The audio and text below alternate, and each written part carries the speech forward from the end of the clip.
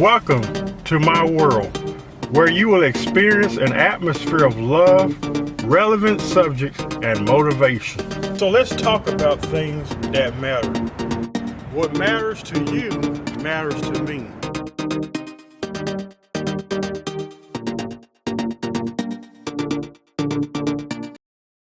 Ready. Well, hello. Welcome to the Brother Henry and You Show. I am your host, Henry Harris. We've had many challenging and tough subjects on the show, but I think one of the most toughest subjects I've ever had to address is the one that we're going to talk about today, and that is suicide prevention. Today, my special guest is Vonita Kelly. Thank you so much. You're very welcome. For nice being to be here. on the show today. Vonita Kelly is a professional counselor. She's also a clinical therapist, and she has dedicated nearly 2 decades to public service and helping people. And Vonita, before we get started, why don't you tell us just a little bit about yourself? I am a mother of 4. I'm married. I've got a practice here in Joplin, where we're at today. I have a practice in Springfield, Missouri. I'm also a professional mediator. The mediation is victim offender and family mediation. I work with ages 3 to 84 in my practice. I specialize in trauma, and I operate from a cognitive behavioral standpoint. I think that probably sums up mostly everything about me. That's good. Today we're talking about suicide prevention. Can you tell us what does that mean? So, suicide prevention basically are those things that we can help people that are thinking about committing suicide or have had a failed attempt, and maybe reconsidering.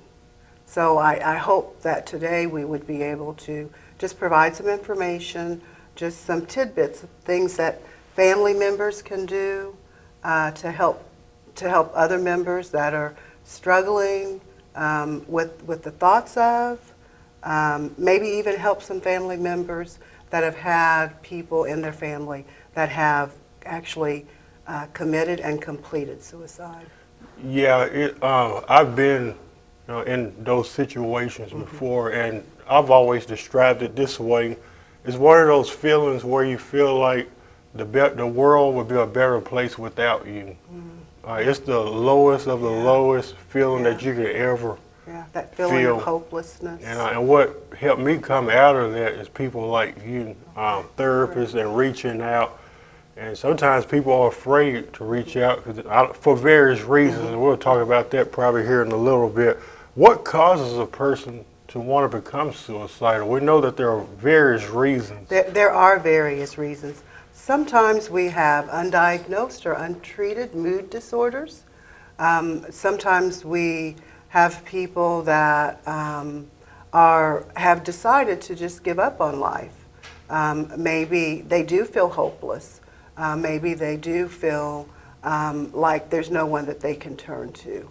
There's a number of reasons, and so to say that there's just one, I don't want to do that. Yeah. There's people come to so many different conclusions. Sometimes it is just feeling like getting in that dark place and feeling like there's no way that you're gonna snap out of there. Yeah. And it's really it's an epidemic too.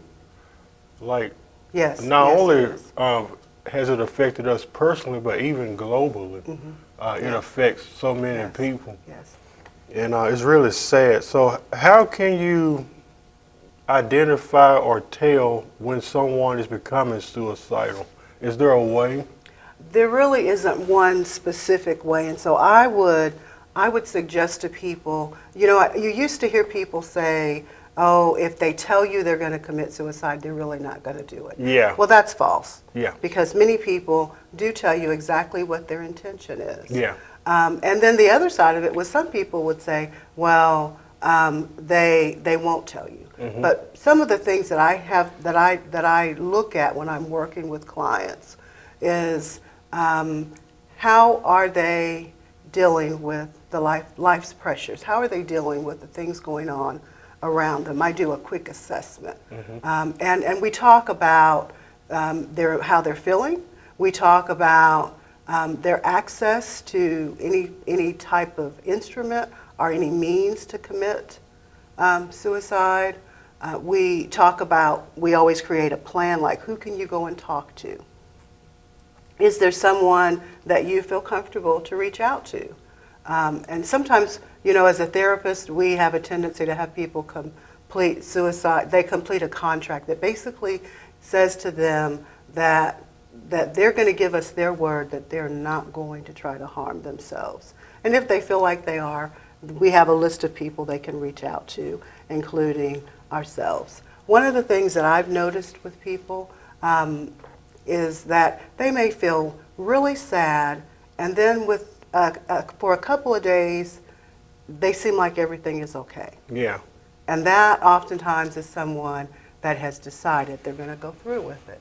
Sometimes I see people that they start giving their belongings away, or they start trying to clean up or clear up any misunderstandings that they've had with people in the past. That's their attempt to start trying to take care of any issues that they've had so that they can...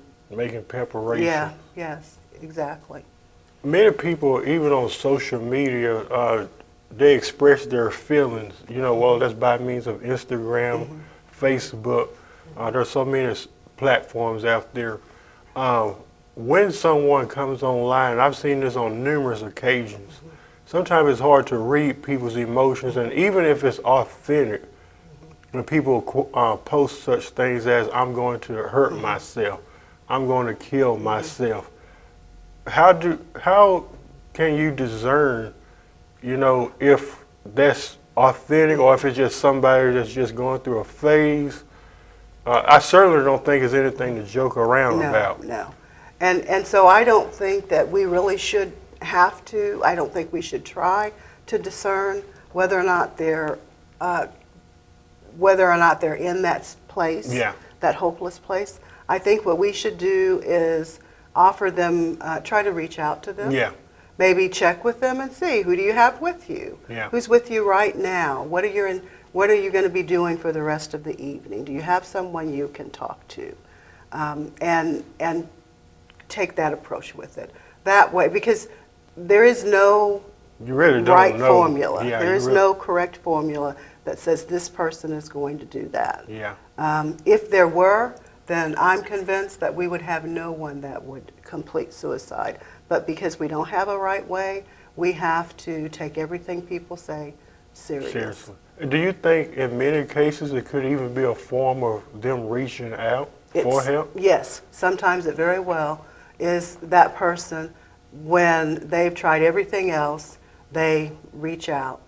Sometimes it is that, yes. Okay, what are some warning signs and behaviors should we look for? So I would look for someone that's struggling with depression. I'd look for someone that has isolated themselves from people, that's no longer has a family, a secure unit, support unit around. I would look for people that certainly feel hopeless. I would also look for people, sometimes they may have been hopeless, but suddenly they have this quick turnaround without having their problems resolved and without having an explanation for why they're feeling better. They just suddenly feel better because maybe in their mind they've decided this is what I'm going to do. Oh, that's good. I hope you're enjoying this interview so far. Let's take a quick break. We will be right back. Hearing about suicide is not only disheartening, but it's also devastating. This is an epidemic that's not only affected many of us personally, but it has even affected many of us on a personal level.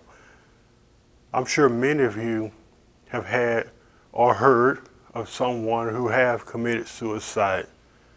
those who felt like that life was no longer worth living.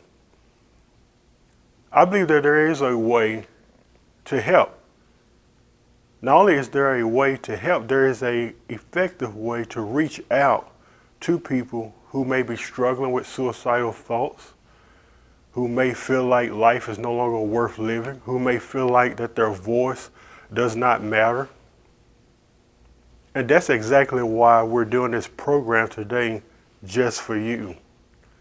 Also, those of you that are watching, this is a huge way that you can help. As many of you have told me that you have had loved ones who have committed suicide.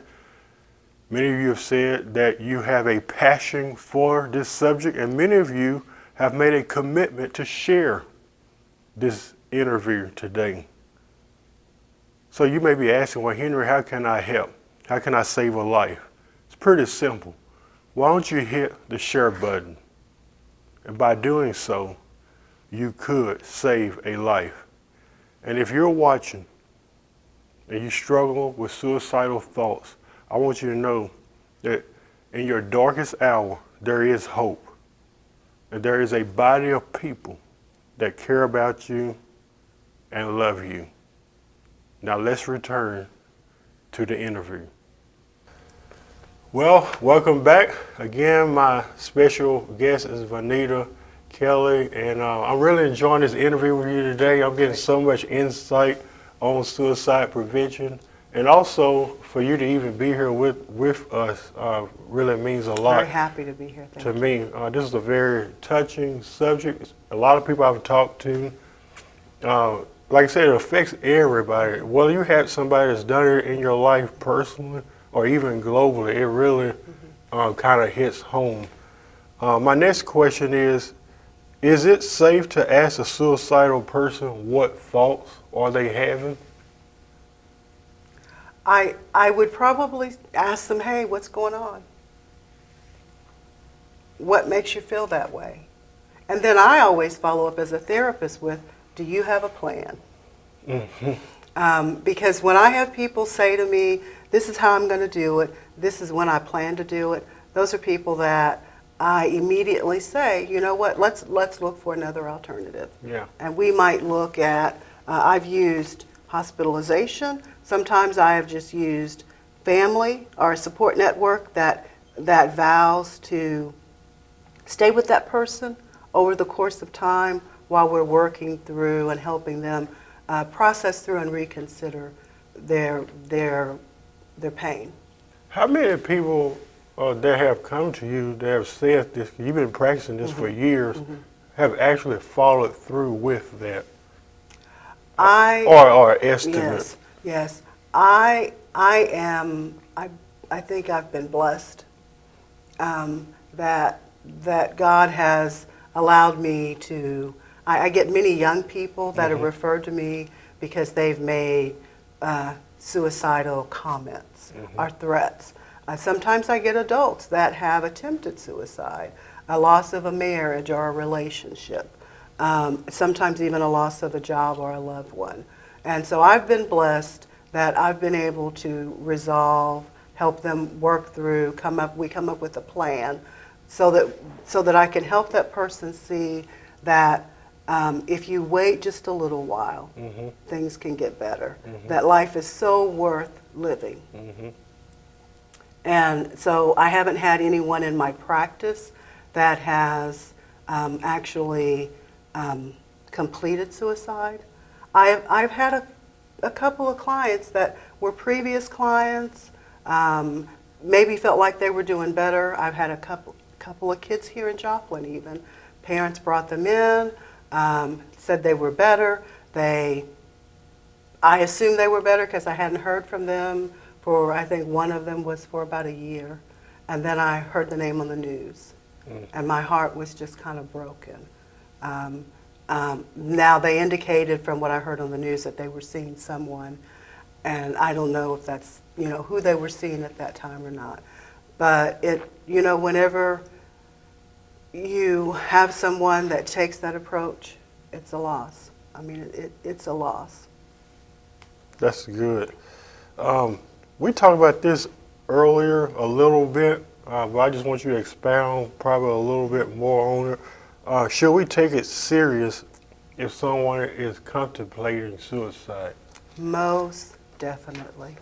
Because if they're contemplating suicide, that says, for young kids, sometimes it's just a matter of things have gotten so difficult in their life and they don't see any way out.